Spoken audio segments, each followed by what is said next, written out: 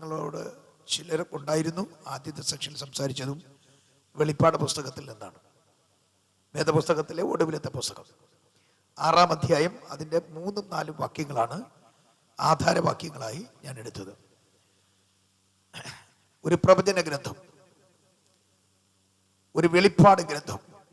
പ്രവചന ഗ്രന്ഥം എന്ന് പറയുന്നതിനേക്കാൾ ഈടുറ്റ നിലയിൽ നമുക്ക് ഗ്രഹിക്കാൻ കഴിയുന്നത് വെളിപ്പാട് ഗ്രന്ഥം. സ്തോത്രം. പല പ്രവചനങ്ങളും വെളിപ്പാടിൽ ഗ്രഹിക്കുന്നത് കൊണ്ടാണ് ഈ പുസ്തകത്തെ പ്രവചന പുസ്തകങ്ങളിൽ ഒന്നായി നാം വീക്ഷിക്കുന്നത്. പക്ഷേ യഥാർത്ഥത്തിൽ ഈ പുസ്തകം വെളിപ്പാട് പുസ്തകം, ചിലരതിനെ വെളിപാടെന്ന് പറയും. സ്തോത്രം, അത് തെറ്റാണ്. വെളിപ്പാട് പുസ്തകം ഏതെങ്കിലും ഒരു ചരിത്ര സംഭവത്തിൽ നിന്നും ഒരു ദൈവിക മർമ്മം നാം ഗ്രഹിക്കുന്നെങ്കിൽ അതിനെ വെളിപ്പാട് എന്ന് പറയും. ഈ ദൃശ്യവും അദൃശ്യമായ മണ്ഡലങ്ങളിൽ നിന്ന് ദൈവമുണ്ട് എന്നൊരുവൻ ഗ്രഹിക്കാൻ കഴിഞ്ഞാൽ അതിനെ വെളിപ്പാടെന്ന് പറയും. യേശു ക്രിസ്തു അക്ഷരീകമായി കാൽവരി ക്രൂശിൽ മരിച്ചു. ആ മരണം മാനവരാശിക്ക് അമർത്യമായ ജീവൻ പകർന്നു എന്നത് വെളിപ്പാടാണ്. അവൻ ക്രൂശിൽ മരിച്ചു എന്ന് പറയുന്നത് ചരിത്രമാണ്. സ്തോത്രം. ദൈവത്തിന്റെ സഭ അക്ഷരീകമായി ഇന്ന് ഭൂമിയിലുണ്ട്. പക്ഷെ ഈ സഭ ഇന്റേണലി ആന്തരികമായി ഒരുങ്ങിക്കൊണ്ടിരിക്കുന്നു. കർത്താവിന്റെ വരവെങ്കിൽ മൺമറഞ്ഞുപോയ വിശുദ്ധന്മാരും ജീവനോടിരിക്കുന്ന വിശുദ്ധന്മാരും വിശുദ്ധമതികളും ഒരുമിച്ച് ചേർന്ന് ഒരു വലിയ സമൂഹമായി കർത്താവിനെ കാണാൻ സമ്മേളിക്കും എന്നത് സഭ എന്ന വെളിപ്പാടാണ്. നിങ്ങൾക്ക് വെളിപ്പാട് ഞാൻ പറഞ്ഞുതരാണ്. സ്തോത്രം. എന്താണെന്ന് സ്വപ്നം കണ്ടിട്ട് പേക്കനാവ് കണ്ടിട്ട് വെളിപ്പാടെന്ന് പറയുന്നതല്ല. ഒരു ആവേശമുണ്ടായിട്ട് ഒരു പ്രവചനം തട്ടിവിടുന്നതല്ല. പ്രവചനം അതിൻ്റെതായ ഒരു രീതിയുണ്ട്. സ്തോത്രം.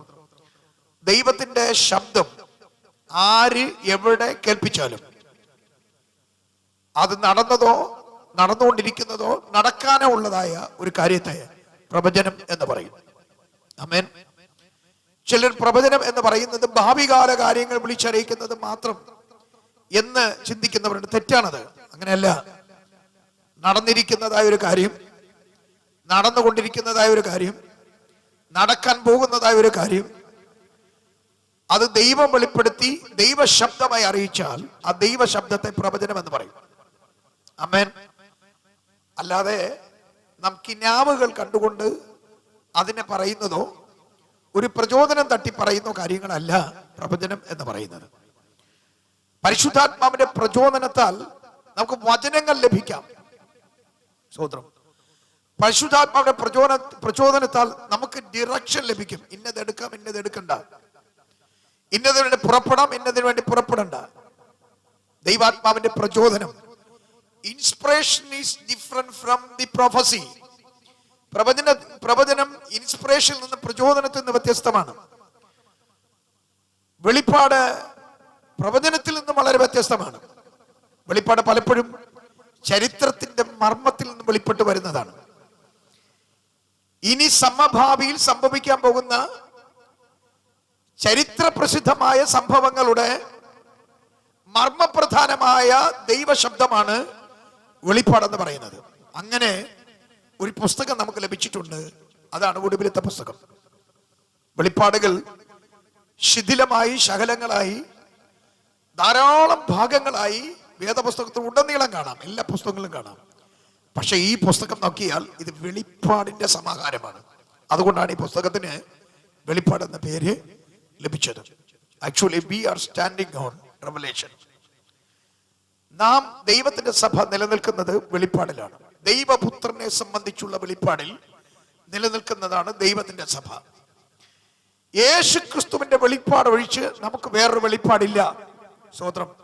ക്രിസ്തീയ ജീവിതത്തിന്റെ ആരംഭവും അതിന്റെ വളർച്ചയും ക്രിസ്തുവിൽ നാം സമ്മേളിക്കുന്നതും ക്രിസ്തു ദർശനത്തിന്റെയും ക്രിസ്തു വെളിപ്പാടിന്റെയും അടിത്തറയിലാണ് എന്ന കാര്യം നാം മനസ്സിലാക്കിയിരിക്കണം.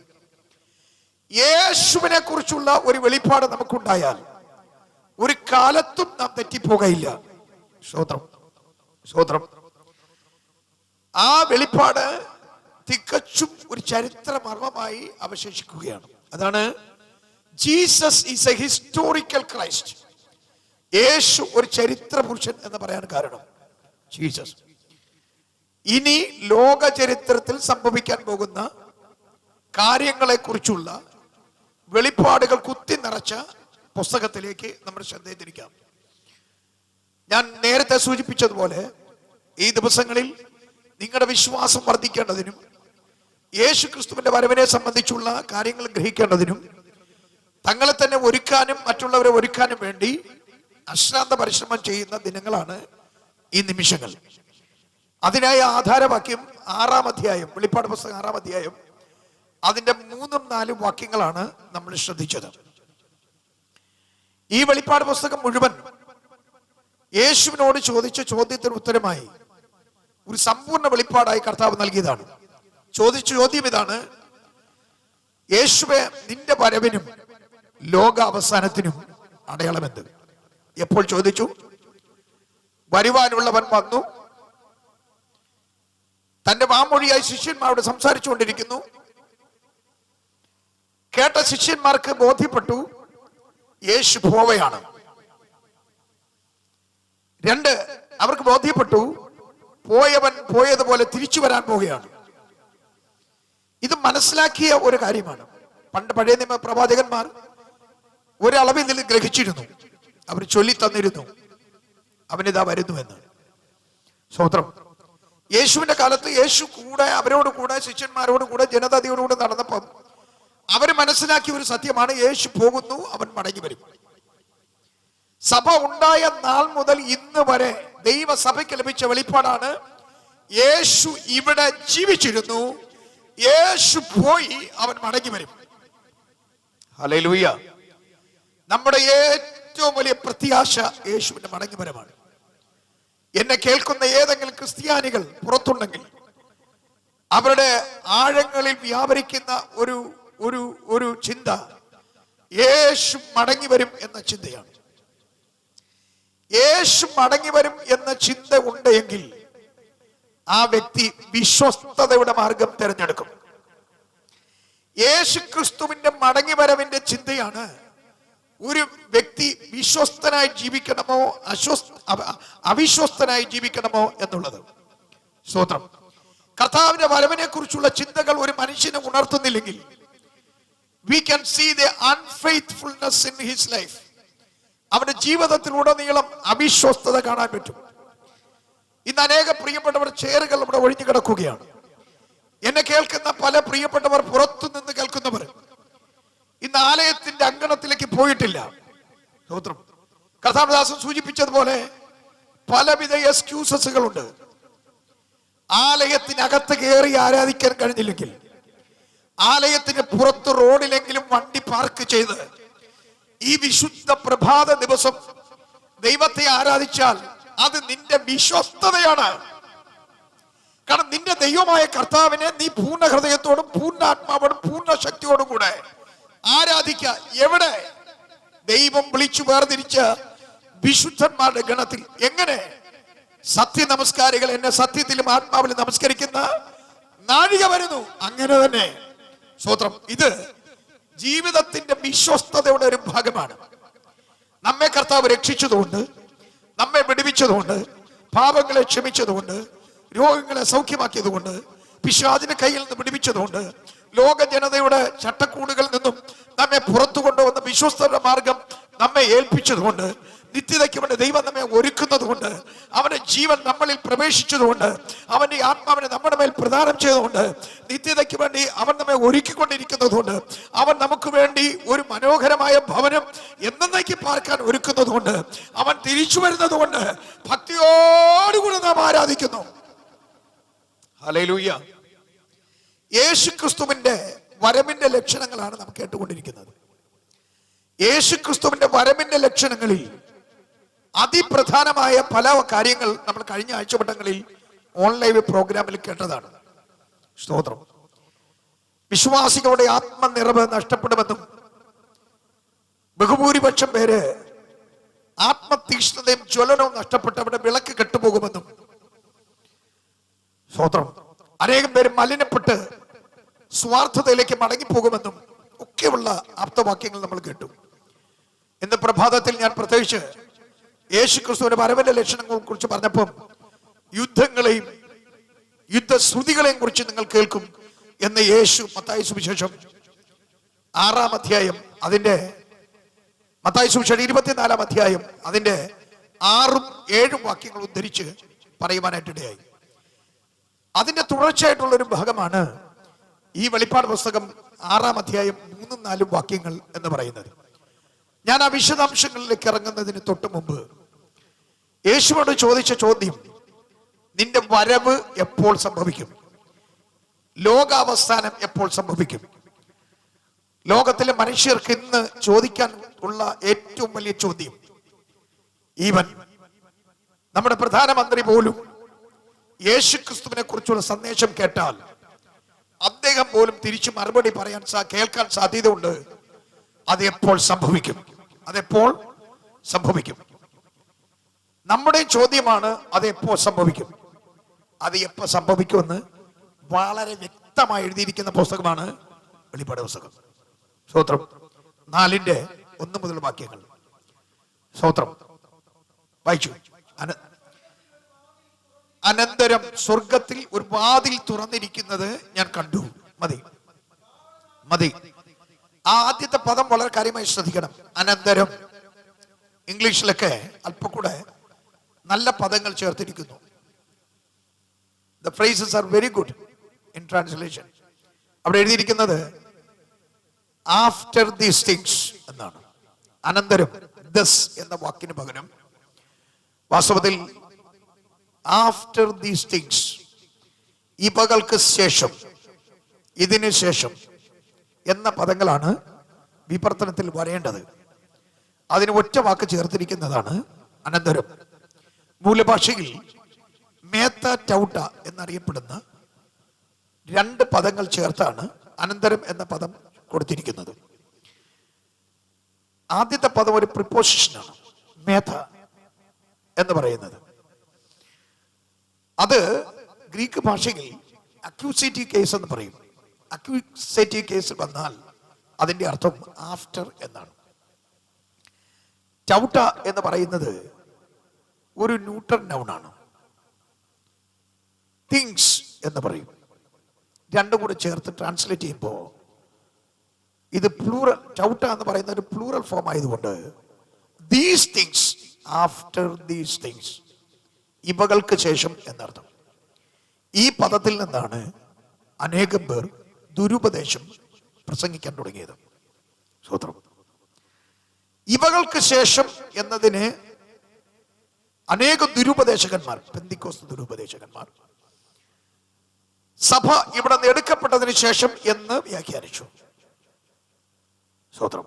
4-ാം അധ്യായത്തിലൂടെ മധ്യാകാശത്തിലേക്ക് യേശു സഭയെ എടുത്തതിന് ശേഷം എന്ന് വ്യാഖ്യാനിച്ചു. അങ്ങനെയല്ല അവിടെ എഴുതിയിരിക്കുന്നത്. 1-ാം അധ്യായത്തിൽ പറയുന്ന യേശു ക്രിസ്തുവിന്റെ ദിവ്യ ദർശനം, വെളിപ്പാട്. സ്വർഗത്തിലെ ക്രിസ്തു 7 പൊൻനിലവിളക്ക് നടുവിൽ നിലങ്കി ധരിച്ചു മാറത്ത് പൊൻകച്ച കെട്ടി 7 സഭകളുടെ നടുവിൽ ഉലാവുന്ന അതിസുന്ദരനായ തേജോമയനായ ക്രിസ്തു, അവനെ കുറിച്ചുള്ള ദർശനം കൊടുത്തതിന് ശേഷം എന്നർത്ഥം. 2-ാം അധ്യായം 3-ാം അധ്യായം എഫെസോസ്, സ്മുർന്ന, പെർഗമോസ്, ത്വയേരിയ, സർദീസ്, ഫിലദൽഫിയ, ലവോദിക്ക എന്നീ സഭകളെ കുറിച്ചുള്ള വെളിപ്പാട് കൊടുത്തതിന് ശേഷം എന്നർത്ഥം. ഇത് രണ്ടും കൂടെ ചേർത്ത് ഇവകൾക്ക് ശേഷം. അടുത്ത സ്വർഗം തുറന്നിരിക്കുന്നതും, സ്വർഗത്തിൽ ഒരു വാതിൽ തുറന്നിരിക്കുന്നതും, കാഹളനാദം പോലെ എന്നോട് സംസാരിച്ചു കേട്ട ആദ്യത്തെ ശബ്ദം എന്നോട്, ഇവിടെ കയറി വരും. ആദ്യത്തെ ശബ്ദം എന്നോട് ആരോട്? യോഹന്നാൻ 1:9. ഞാൻ, യോഹന്നാൻ എന്ന ഞാൻ, യോഹന്നാനോട്. അതും ദുരുപദേശകന്മാർ ഇങ്ങനെ വ്യാഖ്യാനിച്ചു. അവൻ എന്നോട് എന്ന് പറയുന്നത് അവൻ സഭയോട് എന്ന് വ്യാഖ്യാനിച്ചു. That's wrong. യേശു ക്രിസ്തു മധ്യാകാശത്തിലേക്ക് സഭയെ പീഡാകാലത്തിന് മുമ്പ് എടുത്തുകൊണ്ട് പോകും എന്നതിന് വേദപുസ്തകത്തിൽ ഒരു തെളിവുമില്ല. Hallelujah, hallelujah. എടുത്തുകൊണ്ട് പോകും എന്നതിനെ തെളിവായിട്ട് എടുക്കുന്ന ദുരുപദേശന്മാരെടുക്കുന്ന വാക്യമാണ് ഈ വാക്യം. അവൻ എന്നോട് എന്നത് യേശു യോഹന്നാനോട് എന്നർത്ഥം. എന്താ അവിടെ പിന്നെ പറയാൻ പോകുന്നത്? മേലാൽ സംഭവിക്കാനുള്ളത് ഞാൻ നിനക്ക് കാണിച്ചു തരാം. കണ്ടോ, ലോക ചരിത്രത്തിൽ സംഭവിക്കാൻ പോകുന്ന കാര്യങ്ങളെ കുറിച്ച് ഞാൻ നിനക്ക് കാണിച്ചു തരാം. എന്താ ലോക ചരിത്രത്തിൽ സംഭവിക്കാൻ പോകുന്നത്? എന്റെ തിരിച്ചുവരവ്. അതാണ് ലോക ചരിത്രത്തിൽ സംഭവിക്കാൻ പോകുന്ന കാര്യങ്ങൾ. 2, എന്റെ തിരിച്ചുവരവിൽ സംഭവിക്കാൻ പോകുന്ന ലക്ഷണങ്ങൾ എന്തെല്ലാം? നിങ്ങൾ എപ്പോൾ സംഭവിക്കും എന്ന് ചോദിച്ചാൽ ഞാൻ ഇവകളെ കുറിച്ചുള്ള ലക്ഷണങ്ങൾ നിങ്ങളോട് പറയാം. അപ്പോ ഏതെങ്കിലും ഒരു വ്യക്തി യേശുക്രിസ്തുവിന്റെ വരവിനെ കുറിച്ച് എപ്പോൾ സംഭവിക്കും എന്ന് കേട്ടാൽ എന്തെല്ലാം സംഭവിക്കും എന്ന് കൃത്യമായി പറയുന്ന പുസ്തകമാണ് വെളിപ്പാട് പുസ്തകം. ഹല്ലേലൂയ. യേശുക്രിസ്തു വന്നു പോയതിന് ശേഷം പറയുന്ന പുസ്തകമല്ല, ചരിത്രത്തിൽ ക്രിസ്തുവിന്റെ വരവിനെ സംബന്ധിച്ച് സംഭവിക്കാൻ പോകുന്ന കാര്യങ്ങളെ കുറിച്ച് പറയുന്ന പുസ്തകമാണ്. സ്തോത്രം. ഹല്ലേലൂയ. ഇത് വളരെ കാര്യമായിട്ട് നാം മനസ്സിലാക്കണം. മത്തായി സുവിശേഷം 24 അധ്യായം 3 മുതൽ വാക്യങ്ങളിൽ ശിഷ്യന്മാർ യേശുവിന്റെ അടുക്കൽ വന്ന്, നിന്റെ വരവിനും ലോകാവസാനത്തിനും അടയാളം എന്ത്? ഹല്ലേലൂയ. ഇവിടെ ഒരുപാട് ദുരുപദേശകന്മാരുണ്ട്. യേശുക്രിസ്തുവിന്റെ വരവിൽ 2 വരവുണ്ട്, 3 വരവുണ്ട്, 4 വരവുണ്ട്, ഇങ്ങനെയൊക്കെ പറയുന്നവരുണ്ട്. ഇതൊന്നും വേദപുസ്തകത്തിലില്ല. The second coming of Christ, comings of Christ അല്ല, സെക്കൻഡ് കമ്മിങ് ഓഫ് ക്രൈസ്റ്റ്, ക്രിസ്തുവിന്റെ വീണ്ടും വരവ്, റിട്ടേൺ ഓഫ് ക്രൈസ്റ്റ്, അവന്റെ മടങ്ങി വരവ്, തിരിച്ചു വരവ്. ഈ ഒരു കൺസെപ്റ്റ് അല്ലാതെ വേദപുസ്തകത്തിൽ റിട്ടേൺസ്, മടങ്ങി വരവുകളെന്നോ കമ്മിങ്സ് അല്ലേ വരവുകളെന്നോ വേദപുസ്തകത്തിൽ ഒരു പ്ലൂറൽ ധ്വനി ലഭിക്കുമാറ്, ഒരു ബഹുവചന സബ്ജയായിട്ട് കർത്താവിന്റെ വരവിനെ സംബന്ധിച്ച് പഠിപ്പിച്ചിട്ടില്ല. Hallelujah. He will come back. ഇങ്ങനെ മാത്രമേ പറഞ്ഞിട്ടുള്ളൂ. അവൻ തിരിച്ചു വരുമ്പോൾ സംഭവിക്കേണ്ട കാര്യങ്ങളെ കുറിച്ച് കൂലങ്കർഷമായി യോഹന്നാന് വെളിപ്പെടുത്തി കൊടുക്കുന്നതാണ് വെളിപ്പാട് പുസ്തകം. സ്തോത്രം. 1:7 അതിന്റെ തെളിവ്. ഇത് അവൻ മേഘാരൂഢനായി വരുന്നു, ഏത് കണ്ണും അവനെ കാണും, അവനെ കുത്തിത്തുളച്ചവരും അവനെ കാണും, ഭൂമിയിലെ സകല ഗോത്രങ്ങളും അവനെ ചൊല്ലി വിലപിച്ച് കരയും. ആമേൻ. സ്തോത്രം. ഇത് അവൻ മേഘാരൂഢനായി വരുന്നു, അത് എപ്പോൾ സംഭവിക്കും എന്ന് എഴുതപ്പെട്ടിരിക്കുന്ന പുസ്തകമാണ് വെളിപ്പാട് പുസ്തകം. ആമേൻ. ഹല്ലേലൂയ. അപ്പൊ യേശുവോട് ചോദിച്ചു, ഇതെപ്പോ സംഭവിക്കുമെന്ന്. അപ്പൊ യേശു തിരിച്ച് അവരോട് മറുപടി പറഞ്ഞു. ധാരാളം കാര്യങ്ങൾ പറയുന്നു. ഞാൻ വിശ്വാസ ത്യാഗത്തെ കുറിച്ച് കഴിഞ്ഞ ആഴ്ച പറഞ്ഞു, വിളക്ക് കെട്ടുപോകുന്നതിനെ കുറിച്ച് കഴിഞ്ഞ ആഴ്ച പറഞ്ഞു, മലിനപ്പെടുന്നതിനെ കുറിച്ച് ഞാൻ കഴിഞ്ഞ ആഴ്ച പറഞ്ഞു. അതുകൊണ്ട് 4ാമത്തെ സംഗതി ഞാൻ പറയുന്നു.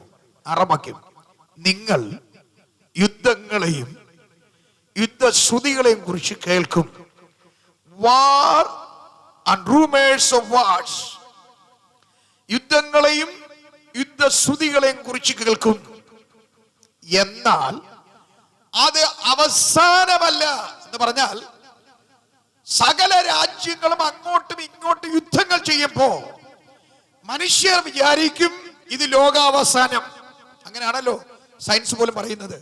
ഏതെങ്കിലും ഒന്ന് പൊട്ടിച്ചു കഴിഞ്ഞാൽ ഭൂമി അനവധി പ്രാവശ്യം നശിപ്പിക്കാനുള്ള ശേഷി ഉണ്ടെന്നല്ലേ. സഹോദരം, അതുകൊണ്ട് യുദ്ധങ്ങൾ നടക്കും, കൊടുമ്പിരി യുദ്ധം. അതുകൊണ്ട് എല്ലാ ജനവും പറയും ഇത് അവസാനമെന്ന്. യേശു പറയുന്നതാണ്, നിങ്ങൾ യുദ്ധങ്ങളെയും യുദ്ധശ്രുതികളെയും കുറിച്ച് കേൾക്കുമ്പോൾ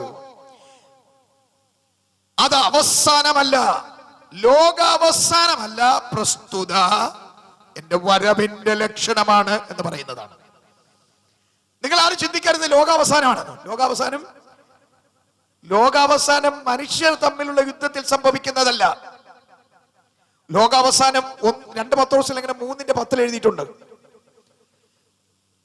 ആകാശ ശക്തികളെ ഇളക്കി ഭൂമിയുടെ ഉള്ളറകളെ, പ്രപഞ്ചത്തിന്റെ ഉള്ളറയ്ക്കകത്ത് സ്വർഗത്തിലെ ദൈവം തീ ഇറക്കി ആറ്റത്തെ വിഘടിപ്പിച്ച് കത്തിച്ച് ഈ അണ്ടഘടാകത്തെ മുഴുവൻ അവസാനിപ്പിക്കുന്നത് 2 പത്രോസ് ആത്മാവിൽ കണ്ടുകൊണ്ട് 3:10 എഴുതിയിട്ടുണ്ട്. അന്നാകാശം കൊടുമുഴക്കത്തോടെ മാറിപ്പോകും, മൂലപദാർത്ഥങ്ങൾ കത്തിയഴിയും, യുദ്ധങ്ങളാൽ ആർക്കും നശിപ്പിക്കാൻ കഴിയാത്ത ഒരു വലിയ പ്രപഞ്ചത്തിന് ഉടമയാണ് നാം. ഹല്ലേലൂയ. ഇത് നമുക്ക് വേണ്ടി ഉണ്ടാക്കിയതാണ് ദൈവം. ഹല്ലേലൂയ. ഈ ഭൂമി, പ്രപഞ്ചം എന്ന് ഉദ്ദേശിച്ച ഈ ഭൂമി നമുക്ക് വേണ്ടി ഉണ്ടാക്കിയതാണ്. യുദ്ധങ്ങളാൽ ഈ ഭൂമിയെ നശിപ്പിക്കാൻ ഒരുത്തനും കഴിയില്ല.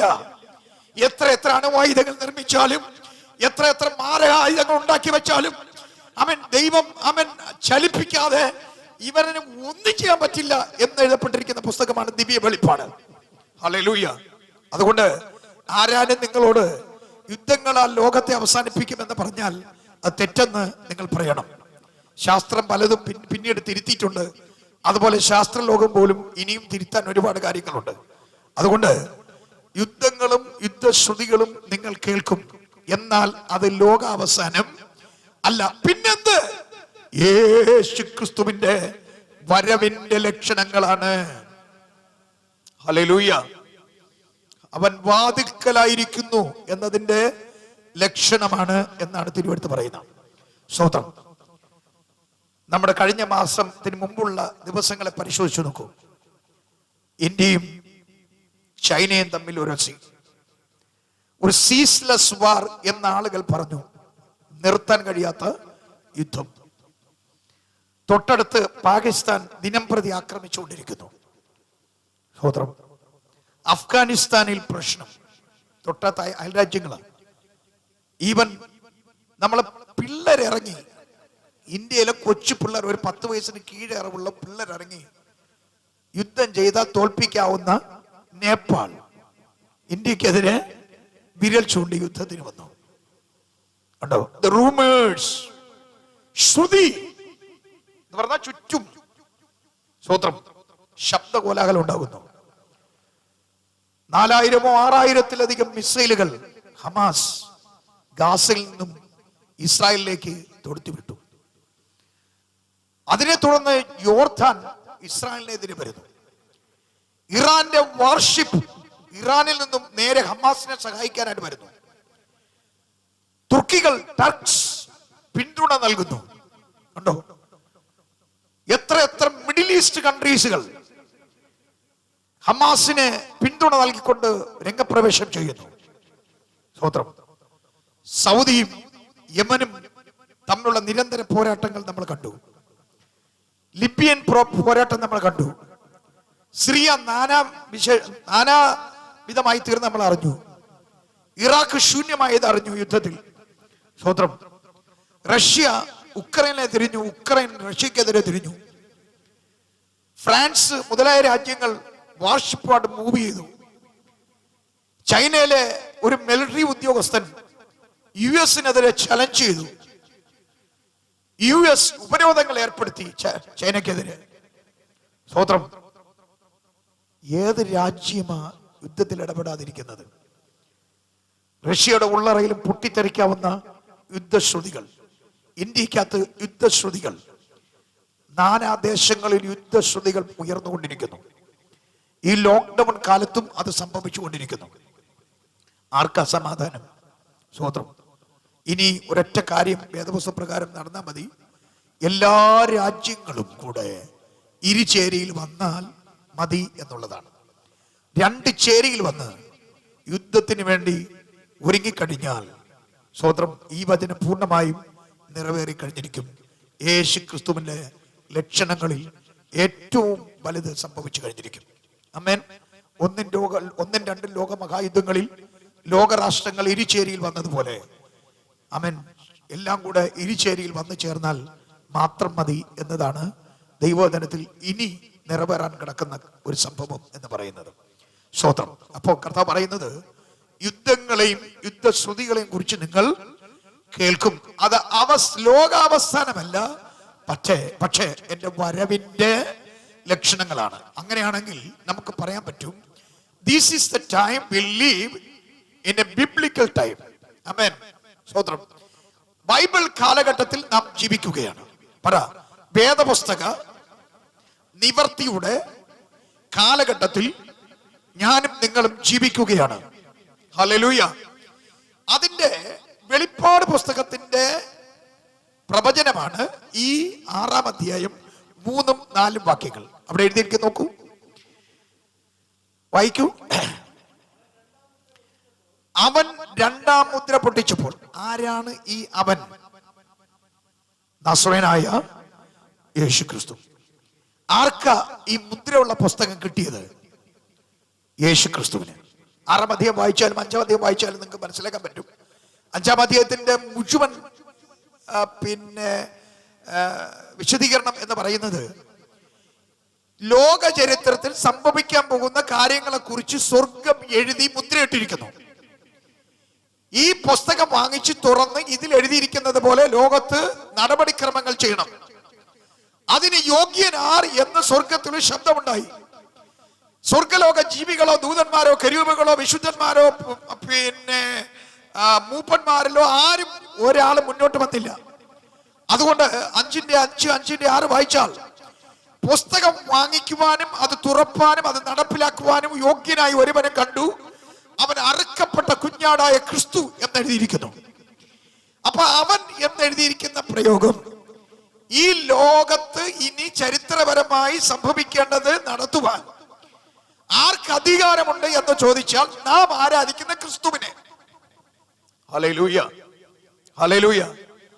എന്റെ കർത്താവ് നടപ്പിലാക്കാതെ ഇന്ത്യക്കാർക്ക് ചലിക്കാൻ പറ്റൂല, ചൈനക്കാർക്ക് ചലിക്കാൻ പറ്റൂല, പാകിസ്ഥാനും അഫ്ഗാനിസ്ഥാനും ഇസ്രായേലിനോ US-നോ അല്ലെ മറ്റ് ഇതര ഏത് വൻകിട രാജ്യങ്ങൾക്കും ചലിക്കാൻ പറ്റൂല.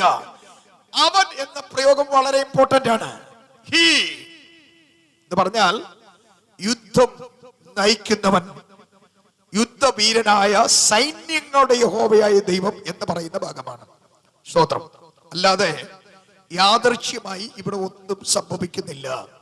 ചരട് വലിക്കുന്ന ഒരുവൻ ഈ ഭൂഗോളത്തിന്റെ പിന്നിൽ നിൽക്കുന്നു എന്നുള്ളതാണ്, അല്ലെങ്കിൽ ഈ ഭൂഗോളത്തിന്റെ നടുവിൽ നിൽക്കുന്നു എന്നുള്ളതാണ്. അവൻ ചരട് വലിക്കുന്നു. രാജ്യങ്ങളുടെ നിയമങ്ങളെയും നിയമസംഹിതകളെയും അതിന്റെ ശക്തിയെയും ശക്തി കേന്ദ്രങ്ങളെയും രാജ്യങ്ങളിലുള്ളവരുടെ അവൻ ആലോചനകളെയും ഒക്കെ സർവശക്തനായ ദൈവം അവൻ നിയന്ത്രിക്കുന്നു എന്നാണ് തിരുവചനത്തിൽ എഴുതിയിരിക്കുന്നത്. ഞാൻ രാവിലെ പ്രസ്താവിച്ചു, യുദ്ധം എന്റെ ദൈവത്തിൻ്റെതാണ്. സ്തോത്രം. ഹല്ലേലൂയ. യുദ്ധം നമുക്കുമുണ്ട്. ജീസസ് ഈ പറയുന്ന തരത്തിലല്ലെന്നേ ഉള്ളൂ. വ്യക്തിപരമായി നാം യുദ്ധത്തിലാണ്, രണാങ്കണത്തിലാണ്. അതുകൊണ്ടാണ് വേദപുസ്തകം പറയുന്നത്, ഒരു പടയാളി അവൻ ജീവന കാര്യങ്ങളൊന്നും ഇടപെടുന്നില്ലെന്ന് തീമോഥെയോസിന് കത്തെഴുതുമ്പോൾ പൗലോസ് എഴുതിയിരിക്കുന്നു. നമ്മെ പടയാളി എന്ന് വിളിച്ചിരിക്കുന്നു. എഫെസ്യ ലേഖനത്തിൽ നമുക്ക് പോരാട്ടമുള്ളത് ജഡരക്തങ്ങളോടല്ല, നാം പോരാടുന്നവർ, അത് പടയാളികൾ എന്ന് വിളിച്ചിരിക്കുന്നു. വേദപുസ്തകം വായിച്ചാൽ നമ്മളെല്ലാം ക്രിസ്തുവിന്റെ ധീരപടയാളികളാണ്. ഹല്ലേലൂയ. നമ്മളൊക്കെ ഹീറോസ് ആണ്, അവന്റെ രാജ്യത്തിലെ പടയാളികളാണ്. നമുക്ക് പോരാടാൻ ഒരു രാജ്യമുണ്ട്. സ്തോത്രം. ആ രാജ്യം വേറൊന്നുമല്ല. ഏത് രാജ്യത്തിന് പോരാടണമെന്ന് ചോദിച്ചാൽ, there is a kingdom of darkness, ഒരു പൈശാചിക ഇരുണ്ട രാജ്യം ഈ ഭൂമിയിലുണ്ട്. എന്റെ യേശു തന്റെ രാജ്യം അക്ഷരികമായി സ്ഥാപിക്കുന്നത് വരെ, സാത്താനെ എന്നേക്കുമായി നിർമൂലമാക്കുന്നത് വരെ, 1000 അണ്ടക്കി അവനെ ചങ്ങലക്കിടുന്നത് വരെ, ദുഷ്ടഭരണം എടുത്ത് ഭൂമിയിൽ നിന്ന് കളയുന്നത് വരെ ഇവിടെ ഒരു കിങ്ഡം ഓഫ് ഡാർക്ക്നെസ്, ഒരു ഇരുണ്ട രാജ്യമുണ്ട്. ആ രാജ്യത്തിൽ കൊലപാതകം, ദുർനടപ്പ്, വ്യഭിചാരം, പിടിച്ചുപറി, മോഷണം എന്നു വേണ്ട സകല പ്രവർത്തനങ്ങളും ഈ രാജ്യത്തിലുണ്ട്. ഈ രാജ്യത്തിനെതിരെ നമ്മൾ അണിനിരക്കുകയാണ്. ഈ രാജ്യത്തിൽ ഇവയൊക്കെ പ്രവർത്തിപ്പിക്കുന്ന ഒരു സ്പിരിറ്റ് വേൾഡ് ഉണ്ട്, ഒരു ആത്മലോകമുണ്ട്.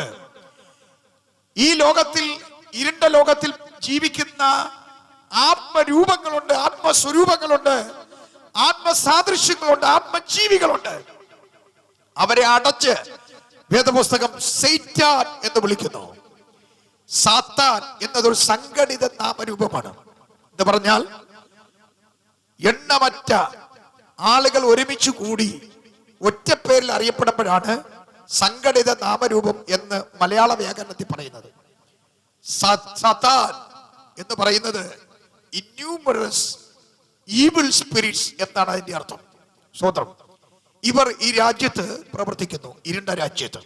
അതുകൊണ്ട് ദൈവത്തിന്റെ സർവായുധ വർഗങ്ങളും ധരിച്ച്, സർവായുധ വർഗങ്ങളെ കുറിച്ച് വിവരിപ്പാൻ സമയമില്ല, എഫെസ്യ ലേഖനം 6:12 ചെന്ന് വായിച്ചാൽ മതി.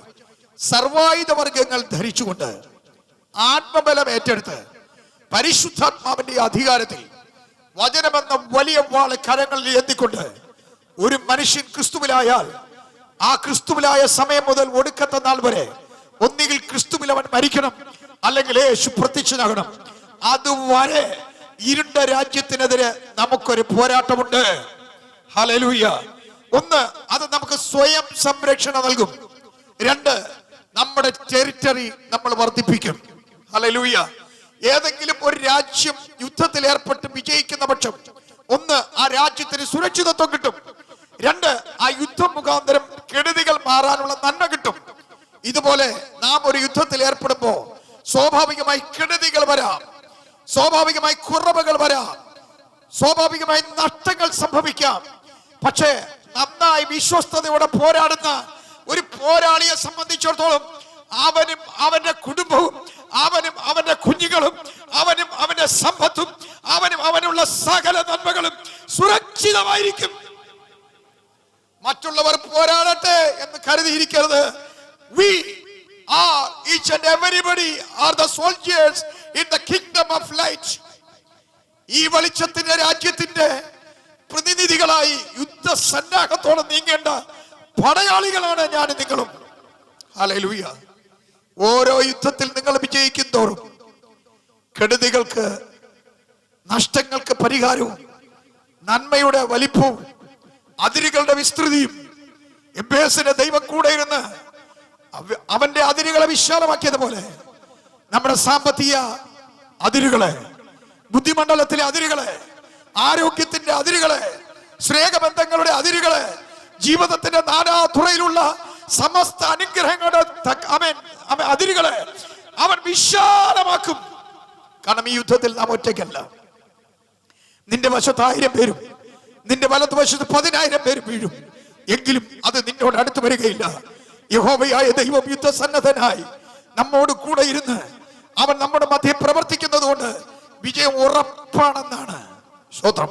ഹല്ലേലൂയ. നമ്മുടെ സർക്കാർ നേരത്തെ പറഞ്ഞില്ലേ, സ്തോത്രം, ഉറപ്പാണ്, വിജയം ഉറപ്പാണ് എന്ന് പറഞ്ഞെങ്കിൽ വിജയാശ്രിതനായ യേശുവിന്റെ ചാരെ നടക്കുന്ന എനിക്കും നിനക്കും കൃത്യമായി അവന്റെ ചിറകിന്മാർ ശരണപ്പെട്ടു വരുന്ന മനുഷ്യർക്ക് ഏവർക്കും വിജയം തന്നെയാണ്.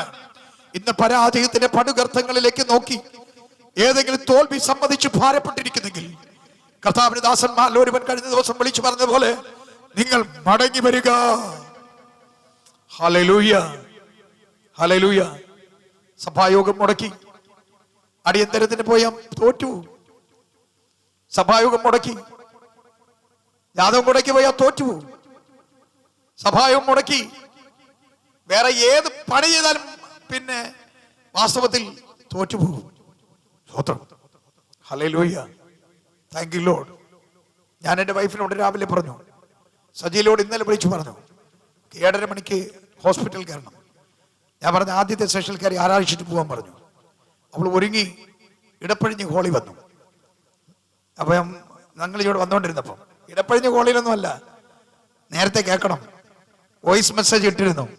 സ്തോത്രം. ഞാൻ അവളുടെ അടുത്ത് പറഞ്ഞു, ഒരാളുടെ പേര് പറഞ്ഞിട്ട് പറഞ്ഞു, ഇവൾ ആരാധിച്ചില്ലെങ്കിൽ ഇവളുള്ള കുടുംബവും അവളെ പോലെ തൊലഞ്ഞു പോകുമെന്ന് പറഞ്ഞു. ആമേൻ. ജീസസ്. ഹല്ലേലൂയ.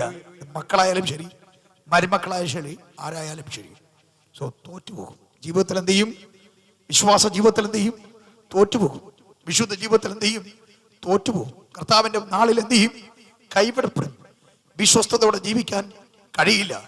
പല പാസ്റ്റർമാരുടെ പെൺമക്കളും ആമക്കളും നിത്യ നരകത്തിൽ കാണും. Hallelujah, hallelujah.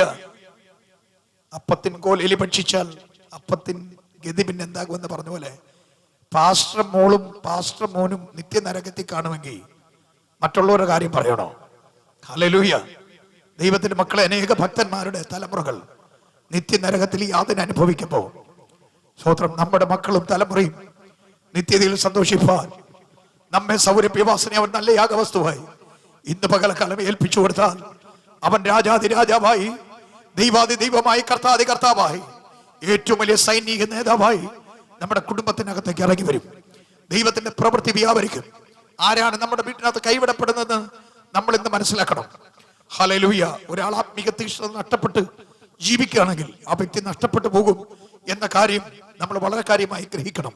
യേശുവിന്റെ നാമത്തിൽ യുദ്ധം യഹോവയ്ക്കുള്ളതാണ്.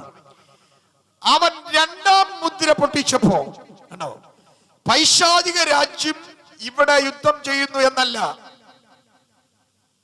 മനസ്സിലായോ?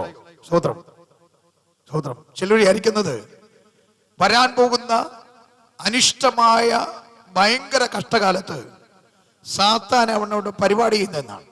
സ്തോത്രം. അല്ല, സാത്താൻ പരിപാടി ചെയ്യുന്നു എന്ന് പറഞ്ഞുകൊണ്ടാണ്, എതിർ ക്രിസ്തു പരിപാടി ചെയ്യുന്നു എന്ന് പറഞ്ഞുകൊണ്ടാണ് പെന്തിക്കോസ്താർ ഒളിച്ചിരിക്കുന്നത്, അതിനു മുമ്പേ പുക്കളയും എന്ന് പറയുന്നത്. സ്തോത്രം. പക്ഷെ ഇത് എന്റെ ദൈവം ചെയ്യുന്ന പരിപാടിയാണ്, ദൈവം ചെയ്യുന്ന പരിപാടിയാണ്. നിങ്ങൾ 6-ാം അധ്യായം ഒടുവിലത്തെ ഭാഗം വായിച്ചാലും അങ്ങനെയാണ് എഴുതിയിരിക്കുന്നത്. ദൈവത്തിന്റെയും കുഞ്ഞാടായ ക്രിസ്തുവിന്റെയും മഹാകോപ ദിവസം വന്നുവല്ലോ. ഹല്ലേലൂയ. എനിക്ക് ഒരുവനോട് കോപമുണ്ടായാൽ എന്റെ മക്കൾ സുരക്ഷിതരല്ലേ? ഒരു രാജാവിന് ഒരു രാജ്യത്തോട് കോപമുണ്ടായാൽ, ഒരു രാജാവിന് ഒരു സമൂഹത്തോട് കോപമുണ്ടായാൽ, ഒരു രാജാവ് ഒരു സമൂഹത്തെ കഷ്ടത്തിലാക്കി തുരങ്കൽ അടച്ചാൽ തന്റെ മക്കൾ സുരക്ഷിതരല്ലേ? മനസ്സിലായില്ല ഞാൻ പറഞ്ഞ? സ്തോത്രം. നമുക്ക് കവലപ്പെടാൻ ഇന്നുമില്ല അന്നുമില്ല. ആമേൻ. അവൻ നിന്നോടുകൂടെ ഇരിക്കുന്നുവല്ലോ, നിന്റെ വടിയും കോലും എന്നെ ആശ്വസിപ്പിക്കുന്നു, എന്റെ ശത്രുക്കൾക്കാകെ നീ എനിക്ക് മേശ ഒരുക്കുന്നു. എത്ര ഭയങ്കരമായ വചനമാണ് ഇത്! ഒരു കാലത്തേക്കുള്ള വചനമല്ല, നാം നിത്യതയിൽ മറയുവോളം, യേശു ക്രിസ്തു മടങ്ങി വരുവോളം തന്റെ പുത്രീ പുത്രന്മാർക്കുള്ള വചനമാണ്. അവന്റെ വടിയും അവന്റെ കോലും നിന്നെയും നിന്റെ തലമുറകളെയും ആശ്വസിപ്പിക്കുന്നു. നിന്റെ ശത്രുക്കൾക്കാർക്ക് അവൻ നിനക്ക് മേശ ഒരുക്കും. ഏത് പൂഞ്ഞാണി പിശാചുക്കൾ ശത്രുക്കളായി എഴുന്നേറ്റാലും, ഏത് മനുഷ്യർ ശത്രുക്കളായി എഴുന്നേറ്റാലും, ഏത് രാജ്യങ്ങൾ ശത്രുക്കളായി എഴുന്നേറ്റാലും, ഏത് നിയമങ്ങൾ നിനക്കെതിരായി ശത്രുവായി തലമുക്കിയാലും അവന്റെ വടിയും കോലും നിന്നെ ആശ്വസിപ്പിക്കും. അവരുടെ നടുവിൽ നിനക്ക് അവൻ മേശയിട്ട് നിന്നെ മാനിക്കും. ഹല്ലേലൂയ. അത് ഒരു കാലത്തേക്ക് വേണ്ടിയുള്ള വർത്തമാനമല്ല, ദൈവത്തിന്റെ സഭയെ തന്റെ പിരിമാറിടത്തിൽ ചേർക്കുന്ന സമയം വരെയുള്ള ദൈവത്തിന്റെ വാഗ്ദത്തമാണ്. ഹല്ലേലൂയ.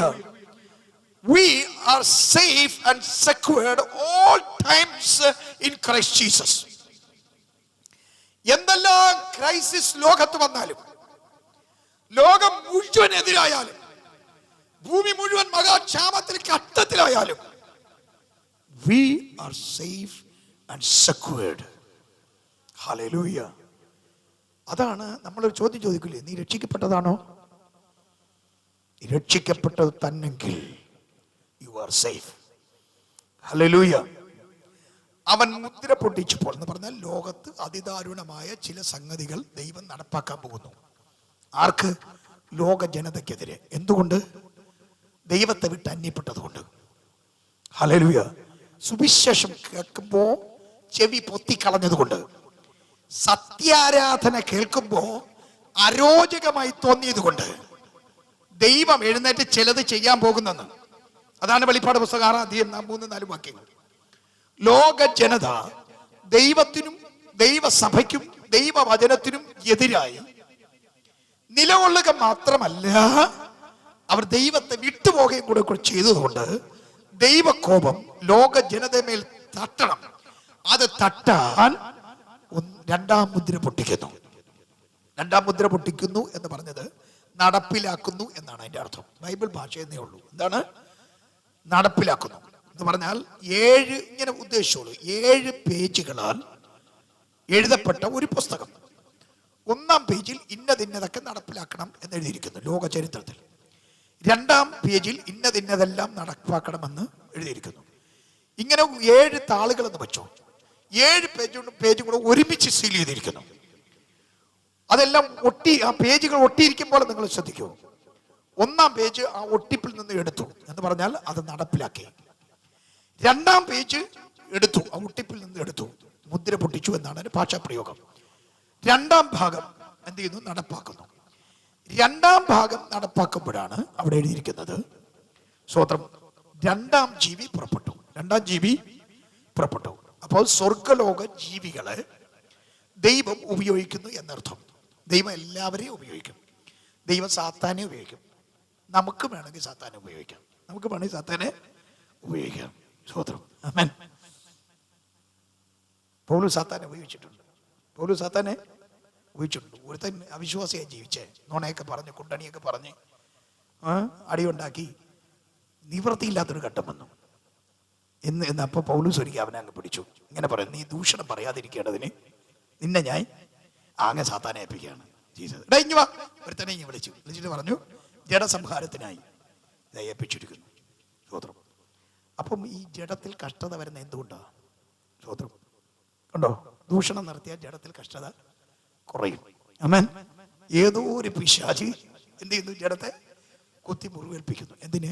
ദൂഷണം പറയാതിരിക്കാൻ. ഹല്ലേലൂയ. ഒടുക്കത്തെ നാളിൽ വിശ്വാസ കപ്പൽ തകർന്ന് നിത്യത നഷ്ടപ്പെടാതിരിക്കാൻ ഒരു പൂഞ്ഞാണി ഭൂതത്തെ പിടിച്ച് ഒരുത്തനെ ഒരു പൂഞ്ഞാണി ഭൂതത്തിന്റെ കയ്യിൽ ഏൽപ്പിക്കുന്നു. സ്വതന്ത്രം. അതാണ് തീമോഥെയോസിന്റെ പുസ്തകത്തിൽ നമ്മൾ കാണുന്ന സ്വതന്ത്രം. ആ സെൻസിലാണ് ഞാൻ പറഞ്ഞത്. Jesus name. ഹല്ലേലൂയ. ദൈവം പിശാചുക്കളെ ഉപയോഗിക്കുന്നു. ദൈവം ദൂതന്മാരെ ഉപയോഗിക്കുന്നു. ദൈവം പ്രപഞ്ചത്തിലെ സകല സൃഷ്ടികളെ ഉപയോഗിക്കുന്നു. സകലവും അവന് അടിമപ്പെട്ടിരിക്കുന്നു. സ്വതന്ത്രം. അവന് പൈശാചി രാജ്യത്തോടൊന്ന് പറഞ്ഞാൽ അനുസരിക്കാതിരിക്കാൻ പറ്റില്ല. സ്വതന്ത്രം. ദൈവത്തിന് ആരും ശത്രുക്കളില്ല. ദൈവം അങ്ങനെ ആർക്കും എതിരെ എഴുന്നേറ്റ് യുദ്ധം ചെയ്യുന്നതും ഇല്ല. ദൈവം യുദ്ധം ചെയ്യുന്നെങ്കിൽ മലിനതയോ അശുദ്ധിയോ ഞെക്കിപ്പിഴിഞ്ഞ് കളയാൻ വേണ്ടി മാത്രമേ അവൻ യുദ്ധം ചെയ്യുന്നുള്ളൂ. സ്വതന്ത്രം. കാരണം അതവന് ഇഷ്ടമില്ല. അവൻ വിശുദ്ധിയിൽ ഭയങ്കരനാണ്. He is the holy of holy. അതുകൊണ്ടാണ് മനുഷ്യവർഗം ഒരിക്കലും ഗുണപ്പെടില്ല എന്ന് കണ്ടിട്ടാണ് തൻ്റെ പുത്രന്റെ രക്തം പിഴിഞ്ഞ് നമ്മുടെ മേൽ പുരട്ടി നമ്മെ ശുദ്ധീകരിക്കാൻ വേണ്ടി സ്വർഗം തീരുമാനിച്ചത്. ഹല്ലേലൂയ. എന്നിട്ടൊരു പേര് കൂടെ തന്നു, യു ആർ ഹോളി. സ്വതന്ത്രം. നീ വിശുദ്ധമാണ്. മൈ സെയിൻസ്, എന്റെ വിശുദ്ധന്മാർ എന്ന് നാമകരണം ചെയ്യപ്പെട്ടു. ആ ഒരു മുറയ്ക്കാണ് നമുക്ക് നിത്യത കിട്ടുന്നത്. ആമേൻ. സ്തോത്രം. നിങ്ങൾ ഓർക്കൂ, ഇവിടെ 2-ാം ജീവി സ്വർഗത്തിലെ ജീവികളിൽ ഒരു ജീവിയെ വിളിക്കുന്നു. അവർ 7 ജീവിയാണ് അവിടെ പറഞ്ഞിരിക്കുന്നത്. സ്തോത്രം. ജീവി എന്ന് പറയുമ്പോൾ നമ്മൾ ഒരു ക്ഷുദ്രജീവിയെ പോലെ കരുതരുത്. ഭയങ്കര ശക്തനായ, എന്താ പറഞ്ഞാൽ ഈ ലൂസിഫറിനെയൊക്കെ പോലെ, ലൂസിഫറൊക്കെ ഭയങ്കര ശക്തനായ ഒരു കെരൂബായിരുന്നു. അതേപോലെ വമ്പൻ ജീവികളാണ് എവിടെ ഉള്ളത്? സ്വർഗലോകത്തിൽ ഉള്ളത്. ഒറ്റ ജീവിക്ക് ഒരു അധികാരം കൊടുത്താൽ മതി, ലൂസിഫറിന്റെ കാലം കഴിഞ്ഞിരിക്കും. ദൈവം പറയണമെന്നേ ഉള്ളൂ. സ്തോത്രം. ഇവരുടെ പ്രത്യേകത എന്ന് പറഞ്ഞാൽ, ഇപ്പം ദൈവമക്കളെ മേൽ ദൈവശക്തി ഇറങ്ങുമ്പോൾ രോഗികൾ സൗഖ്യമാകുന്ന കാണാൻ പറ്റും. ഭൂതങ്ങൾ വിട്ടുപോകുന്ന ദൈവിക അധികാരം നമ്മളിൽ വരുമ്പോൾ സംഭവിക്കുന്ന കാര്യമാണ്. ഇതുപോലെ ജീവികളിലോ ദൂതന്മാരിലോ കെരൂബുകളിലോ ദൈവത്തിന്റെ അധികാരം ഇറങ്ങി വന്നാൽ പിന്നെ അവർ രാക്ഷസ തുല്യരാണ്. സ്വതന്ത്രം. മുഴു പ്രപഞ്ചത്തെ ഇളക്കി മറിക്കാൻ ഒരു ദൂതം മതി. സ്വതന്ത്രം. ദൈവം അനുവദിക്കണമെന്നും ദൈവം ഒരു അധികാരവും അനുവാദവും കൊടുക്കണമെന്ന് മാത്രമേ ഉള്ളൂ. സ്വതന്ത്രം. ഞാൻ ഒന്ന് എക്സജറേറ്റ് ചെയ്ത് പറഞ്ഞു എന്ന് മാത്രമേ ഉള്ളൂ. സ്വതന്ത്രം. 2-ാം ജീവി പുറപ്പെടുന്നു, അല്ലേ? എന്നിട്ട് അവിടുത്തെ ആ ഭാഗം നിങ്ങൾ വായിച്ചു നോക്കൂ. സ്വതന്ത്രം. ഒന്നുകൂടെ വായിക്കൂ. മുദ്ര പൊട്ടിച്ചപ്പോൾ വരിക എന്ന് 2-ാം ജീവി പറയുന്നത് ഞാൻ കേട്ടു. വരിക എന്ന് ആരെ വിളിച്ചതാണ്? വരിക എന്ന് വിളിച്ചത് കുതിരപ്പുറത്തിരിക്കുന്നവനെ വിളിച്ചതാണ്. വരിക എന്ന് വിളിച്ചത് ഉണ്ടോ? ഒരു ചുമന്ന കുതിര പുറപ്പെട്ടു. 1-ാം വാക്യം വായിക്കുമ്പോ ഒരുവൻ കുതിരപ്പുറത്ത് ഇരിക്കുന്നത് കാണാൻ പറ്റും. ഉണ്ടോ? കുതിര പുറപ്പെട്ടു വന്നു എന്ന് പറഞ്ഞാൽ എതിർ ക്രിസ്തുവിനെ മൃഗത്തോട് ഉപമിച്ച് പറഞ്ഞിരിക്കുന്നു. ഒരു സൈനിക ഉദ്യോഗസ്ഥൻ മുമ്പോട്ട് വരുന്നു. ചുമന്ന കുതിര എന്ന് പറയുന്നത് അപകടകാരിയായ ഒരു സൈനിക ഉദ്യോഗസ്ഥൻ എന്നേ അതിനർത്ഥമുള്ളൂ. സ്തോത്രം. ആമേൻ.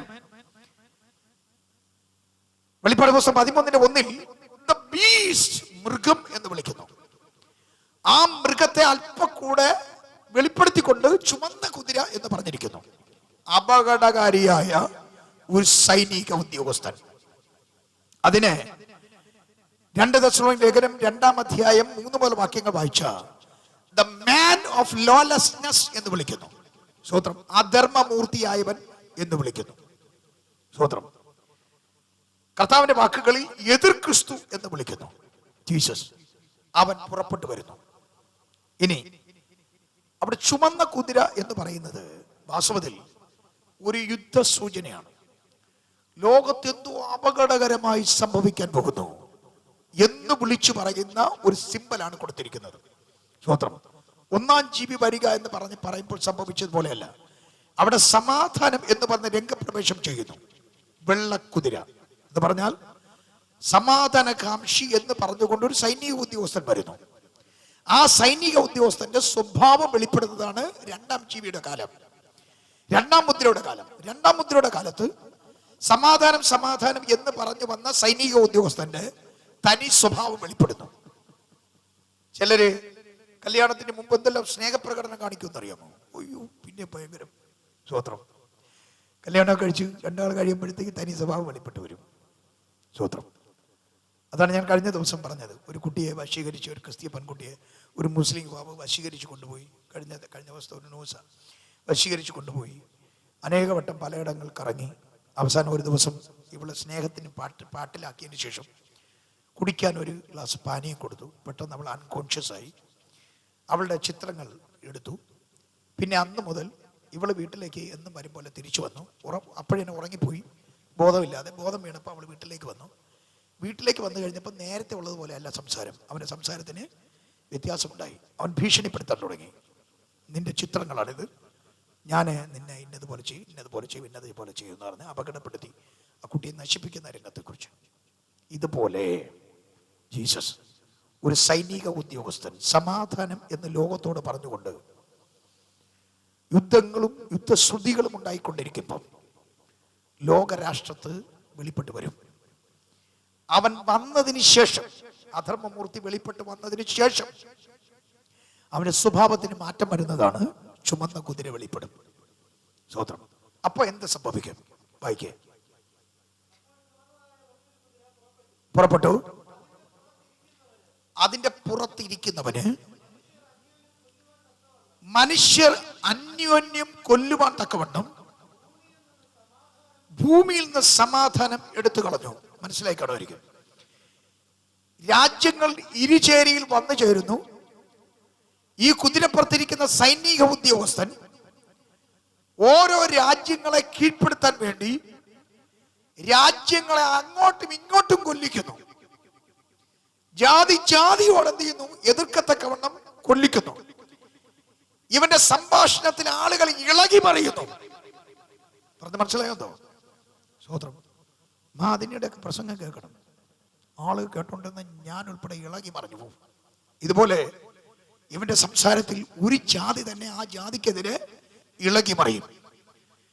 ഇവന്റെ സംസാരം കേൾക്കുമ്പോൾ ഒരു രാജ്യം തന്നെ ആ രാജ്യത്തിനെതിരെ ഇളകി മറിയും. എന്ന് പറഞ്ഞാൽ ഒരു രാജ്യത്തിലുള്ള ഒരു കൂട്ടം ആളുകൾ ഇവനെ അനുകൂലിക്കും, ആ രാജ്യത്തുള്ള മറ്റൊരു കൂട്ടം ആളുകൾ അവനെ എതിർക്കും. അങ്ങനെ ആ രാജ്യത്തിലുള്ളവർ അന്യോന്യം കൊല്ലും. അന്യോന്യം മനുഷ്യർ തമ്മിൽ വെട്ടി വീഴുന്നത് കൊണ്ട് ഇവൻ അത് കണ്ട് സന്തോഷിച്ച് രാജ്യം പിടിച്ചെടുക്കും. മനസ്സിലായോ? ഈ ഒരു യുദ്ധതന്ത്രം ലോകത്ത് അന്ത്യകാലത്ത് കടന്നു വരും. സ്തോത്രം. മനുഷ്യർ അന്യോന്യം കൊല്ലും. ഒരിടത്തും ഒരു സമാധാന അന്തരീക്ഷം കാണില്ല. ജീസസ് ഇത് നമ്മെക്കുറിച്ച് പറയുന്ന ഒരു കാര്യമല്ലെന്ന് ഓർക്കണം. ലോക ജനതയെക്കുറിച്ച് പറയുന്ന ഒരു കാര്യമാണ്. റോമൻ സാമ്രാജ്യകാലത്ത് റോമൻ പീസ് എന്നറിയപ്പെട്ട് ലോകത്തെല്ലാവരും സമാധാനം കൊണ്ടുവന്നതുപോലെ സമാധാന ചർച്ചകളും സമാധാന ഉടമ്പടികളും ലോകത്ത് നടന്നുകൊണ്ടിരിക്കും. പക്ഷേ സമാധാനം ലെവലേശം ഭൂമിയിൽ എന്തില്ല, കാണുകയില്ല, കുടുംബങ്ങളിൽ കാണുകയില്ല. അന്ന് സമാധാനം ഉണ്ടെങ്കിൽ എൻ്റെ സമാധാനം ഞാൻ നിങ്ങൾക്ക് തന്നേച്ചു പോകുന്നു എന്ന് പറഞ്ഞ സമാധാനം പ്രാപിച്ച കുടുംബങ്ങൾ മാത്രമായിരിക്കും അക്കാലത്ത് സമാധാനത്തിലായിരിക്കുന്നത്. ഹല്ലേലൂയ. അവർ ഈർച്ചവാളിനാൽ അറക്കപ്പെടുമ്പോഴും, രക്തസാക്ഷികളായി കഴുത്തറുത്ത് ചാകേണ്ടി വരുമ്പോഴും, അറക്കപ്പെട്ട് ചാകേണ്ടി വരുമ്പോഴും, ജീവിതത്തിൽ ഭയാനകമായ ഘട്ടങ്ങൾ കടന്നു പോകുമ്പോഴും, രോമം കർത്തിരിക്കുന്നവിടയിൽ മിണ്ടാതിരുന്ന കുഞ്ഞാടിനെ പോലെ ദേഹമാസകനെ അടിച്ച് നുറുക്കി മുറിപ്പെടുത്തിയിട്ട് സമാധാനം നഷ്ടപ്പെടാത്ത ക്രിസ്തുവിനെ പോലെ ദൈവത്തിന്റെ പൈതങ്ങൾ അക്കാലത്തും സമാധാനത്തിലായിരിക്കും എന്ന സംഗതി നാം മനസ്സിലാക്കിയിരിക്കണം. ലോകത്തിലെ ഒരു ശക്തിക്കും, ലോകത്തിലെ ഒരു വ്യവസ്ഥിതിക്കും, ഒരു ദുഷ്ടഭരണത്തിനും, ഒരു ദുഷ്ടഭരണാധികാരി എഴുന്നേറ്റാലും ഒരു ദൈവ പൈതലിന്റെ സമാധാനത്തെ കെടുത്തി കളയുവാൻ ലോകത്തിൽ ആർക്കും കഴിയില്ല. പിന്നെയാണോ നിന്റെ ഭർത്താവിന് നിന്റെ സമാധാനം എടുത്തു കളയാൻ കഴിയുന്നത്? പിന്നെയാണോ നിന്റെ മക്കൾക്ക് നിന്റെ സമാധാനം എടുത്തു കളയാൻ കഴിയുന്നത്?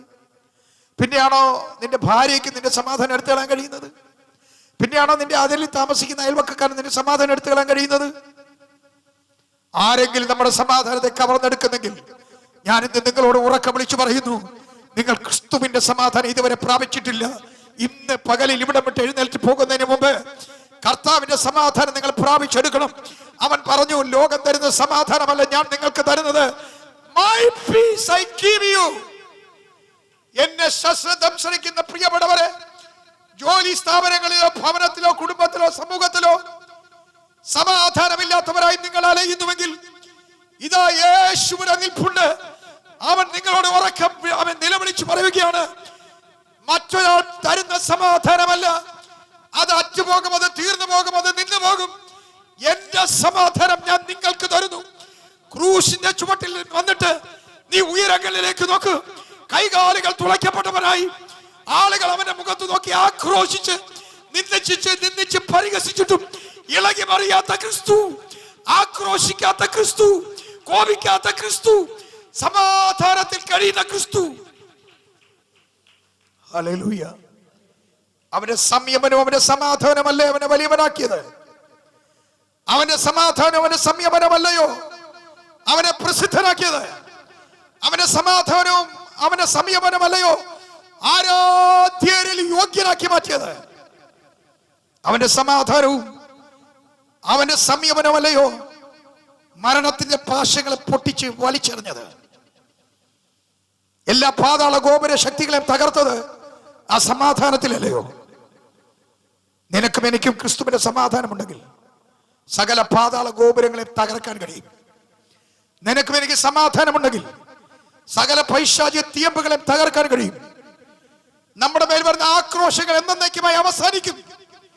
നമുക്കെതിരെ കോപാഗ്നി ജ്വലിപ്പിച്ചുകൊണ്ട് തകർത്ത് കളയുമെന്ന് ഏതെങ്കിലും ഒരു വെല്ലുവിളി ഉയർന്നാൽ നിന്റെ സമാധാനം അതിൽ നിന്നൊരു ശക്തി പുറപ്പെടും. That power is not your power. It is coming out of Christ. ക്രിസ്തുവിന്റെ പുനരുത്ഥാനത്തിന്റെ ശക്തിയിൽ നിന്നും നിന്റെ സമാധാനത്തിലൂടെ ആ ശക്തി പുറപ്പെടും. ദൈവശക്തി കെട്ടുപോകുന്നത് നമ്മൾ സമാധാനക്കേടിലാകുന്നതുകൊണ്ടാണ്. ഹല്ലേലൂയ. ഇന്ന് പകലിൽ സമാധാനക്കേടിൽ വന്നവരെ ആരെങ്കിലും എന്നെ കേൾക്കുന്നെങ്കിൽ ക്രിസ്തുവിന്റെ സമാധാനം എന്നിലേക്ക് വരണമേ എന്ന് പറഞ്ഞുകൊണ്ട് നിങ്ങളുടെ ഹൃദയ കവാടത്തിൽ മുട്ടുന്ന ക്രിസ്തുവിന് വേണ്ടി നിങ്ങളുടെ ഹൃദയം തുറന്നു കൊടുക്കണം. യേശുവിന്റെ നാമത്തിൽ. നിങ്ങളുടെ രോഗം സമാധാനമില്ലായ്മ കൊണ്ടാണ്. നിങ്ങളുടെ ബുദ്ധിമുട്ട് സമാധാനമില്ലായ്മ കൊണ്ടാണ്. നിങ്ങളുടെ അരിഷ്ടത, കഷ്ടത, നിങ്ങളുടെ ഉൾഭയം സമാധാനമില്ലാത്തതുകൊണ്ടാണ്. കർത്താവ് പറയുന്നു, മൈ പീസ്, എന്റേത് ഞാൻ നിനക്ക് തരുന്നു. Jesus name. Hallelujah, hallelujah, hallelujah. നാം എത്ര പ്രിവിലേജ് കൂട്ടമാണ്. യേശുവിന്റെ നാമത്തിൽ ഇവിടെ പറയുന്നു, ഒരുത്തനിതാ വരാൻ പോകുന്നു. അവൻ ലോകത്തിന്റെ മുഴുവൻ സമാധാനത്തെ കെടുത്തിക്കൊണ്ട് അവൻ വാഴാൻ പോകുന്നു. ലോകത്ത് അതിഭയങ്കരമായ അസമാധാനക്കേട് കടന്നു വരുമ്പോൾ ഞാനും നീയും അതിന്റെ നടുവിൽ നിർഭയം സമാധാനത്തോടെ വസിക്കും. യേശുവിന്റെ നാമത്തിൽ നമ്മുടെ കുഞ്ഞുങ്ങൾ സമാധാനത്തോടെ വസിക്കും. അതാണ് ഞാൻ പറഞ്ഞത്, we are always safe in all times in Christ Jesus. ഹല്ലേലൂയ. ക്രിസ്തുവിലായ ഒരു ദൈവ പൈതൽ ഒരു കാലത്തും സുരക്ഷിതമല്ലെന്ന് പറയുന്നില്ല. എല്ലാ കാലത്തും സുരക്ഷിതമായിരിക്കും. മൂന്നാമത്തെ സംഗതി ഇവിടെ ആവർത്തിച്ച് പറയുന്നു, അവന്റെ കയ്യിൽ ഒരു വാൾ കൊടുത്തു. ഹല്ലേലൂയ. എന്ന് പറഞ്ഞാൽ യുദ്ധത്തിനായി അവൻ പുറപ്പെടും എന്നർത്ഥം. അവനെതിരെ ആരെവിടെ വെച്ച് എന്തെല്ലാം സംസാരിക്കുന്നുവോ അതിനെതിരെ അവൻ വാളെടുക്കും. നിങ്ങൾ വെളിപ്പാട് പുസ്തകം 9:27 വായിച്ചാൽ ആരാധന അവൻ നിർത്തൽ ചെയ്യും എന്ന് എഴുതിയിരിക്കുന്നു. ഹല്ലേലൂയ. ഹോമയാഗങ്ങളും ഹനനയാഗങ്ങളും അവൻ നിർത്തിക്കളയും. വിശുദ്ധന്മാരെ സംബന്ധിച്ചിടത്തോളം ഹോമയാഗങ്ങളും ഹനനയാഗങ്ങളും അവൻ ദൈവത്തിന് അർപ്പിക്കുന്ന സ്തുതി സ്തോത്രങ്ങൾ എന്ന് എഴുതിയിട്ടുണ്ട്. ഇസ്രായേലുകൾ ഹോമയാഗങ്ങളും ഹനനയാഗങ്ങളും അക്ഷരികമായി ചെയ്യാൻ യെരൂശലേം പണിത് എഴുന്നേറ്റ് വരും. അതും അവൻ നിർത്തിക്കളയും. Jesus name. ഹല്ലേലൂയ. ആരാധന നിർത്തിക്കളയും. എതിരായി അവൻ വാളോങ്ങും എന്ന് എഴുതിയിരിക്കുന്നു. ഹല്ലേലൂയ. അവനെ അനുകൂലപ്പെടുന്നവർ പോലും സംശയാസ്പദമായി പലരും കൊല്ലപ്പെടും. അവരുടെ വാളിനിരയായിത്തീരും. നാം ഓർക്കണം, അന്നും ദൈവഭക്തരായ ദൈവമക്കളുടെ കയ്യിൽ ഒരു വാളുണ്ടായിരിക്കും. ഹല്ലേലൂയ. പത്രോസിന്റെ കയ്യിലുണ്ടായിരുന്ന വാളല്ല. ആമേൻ. യേശുവിന്റെ കയ്യിലുണ്ടായിരുന്ന ഒരു വാൾ അവൻ തന്നിട്ടാണ് പോയത്.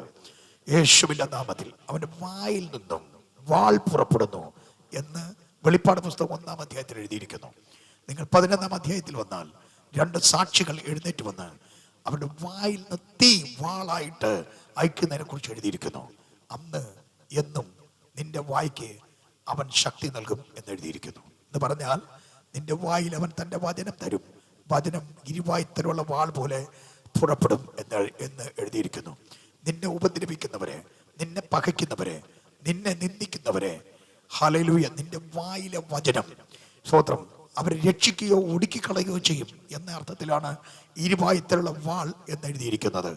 ഇന്നും എന്നും അന്നും യേശുവിൻ്റെ നാമത്തിൽ വചനം വായിൽ ലഭിക്കേണ്ടതിന്, അതൊരു വാളായി ലഭിക്കേണ്ടതിന്, നിന്റെ മുമ്പിൽ ആക്രോശിച്ച് ഏത് പൂഞ്ഞാനി പിശാച് വാൾ ഉയർത്തിയാലും, ഏത് ശത്രു നിന്റെ മുമ്പിൽ വാൾ ഉയർത്തിയാലും, ഇന്നും നാളെയും മറ്റന്നാളും അല്ല, ലോകത്തിലെ ഏറ്റവും വലിയ സൈനിക ഉദ്യോഗസ്ഥനായ എതിർ ക്രിസ്തു എഴുന്നേറ്റ് വാൾ ഉയർത്തിയാലും നിന്റെ വായിലെ വാക്കുകളാൽ വാളായി അവരെ ഒടുക്കിക്കളയുമെന്ന് ദൈവത്തിന് തിരുവെഴുത്ത് എഴുതിയിരിക്കുന്നതിനാൽ ഇന്ന് നിന്റെ വായ്ക്ക് ശക്തി ലഭിക്കേണ്ടതിന്, നിന്റെ വായിൽ വചനമെന്ന വാൾ ലഭിക്കേണ്ടതിന്, അത് ശത്രുവിനെ ഒടുക്കിക്കളയുകയോ മാനസാന്തരപ്പെടുന്ന പക്ഷം അത് രക്ഷപ്പെടുത്തുകയോ ചെയ്യുന്ന വാളായി ഇന്ന് പകലിൽ ദൈവത്തിന്റെ വചനം നിന്റെ വായിൽ പരിശുദ്ധാത്മാവ് നൽകുകയാണ്.